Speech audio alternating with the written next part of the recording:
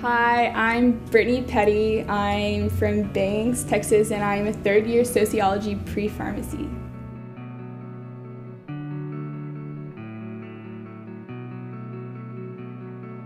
I first heard about Texas 4000, I guess it was spring of my freshman year.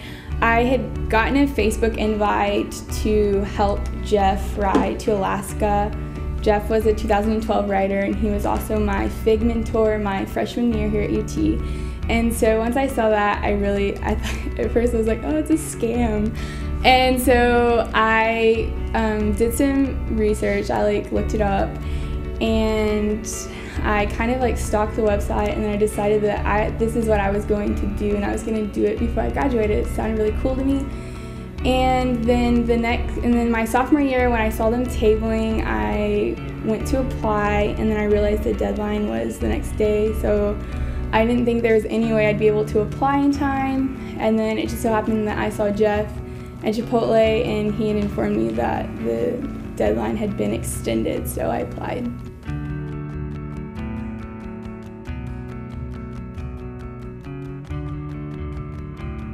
I ride for 3 people in particular. The first person I ride for is my good friend Elena. I met Elena my freshman year here at UT. We were in the same sorority, and she probably became one of my favorite people in the world. We got really close, and we decided that we were going to live together my sophomore year. Summer before my sophomore year, Elena had been really sick, and she found out that she had been diagnosed with cancer and that she wasn't going to be coming back to UT in the fall. So I ride for her. She's really strong. She would go out of her way to help anybody, so I ride for her. Secondly, I ride for my grandpa. I was in the 2nd grade when I found out that he was diagnosed with cancer. So I was really young, and I didn't really understand anything. And my grandpa, he was crazy, probably the most hard-headed person in our family.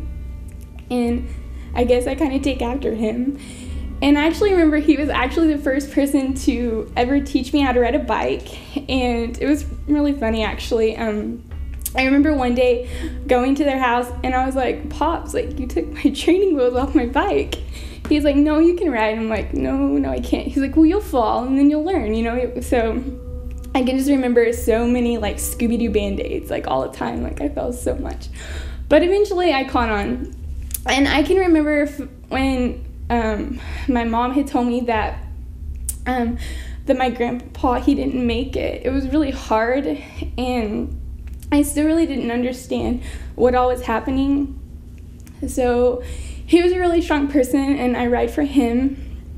Lastly, I ride for my dad. My dad was diagnosed with cancer when I was in the 6th grade, so that was really scary for me because up to that point, everybody in my family who had ever had cancer always passed away. So I was really scared, starting middle school, and finding that out was really crazy. But it's I was my dad, he's got this, he's crazy strong. And my dad, he fought long and hard, and he's been a cancer survivor for 7 or 8 years now. So I can just remember finding out that, it would be okay, and the feeling was just unbelievable. And I guess that's the main reason why I ride, is because I've experienced the loss and the getting to stay with the person you love. And I just ride, in hope that one day every family can experience the better side of that than, the hurt. So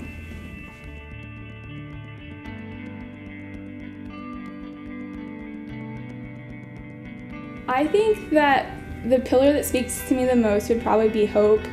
I said that in my interview. I think that all 3 pillars are really important, but I think at the same time that without hope, the other 2 are really hard to achieve, and I just think that with hope you can do anything.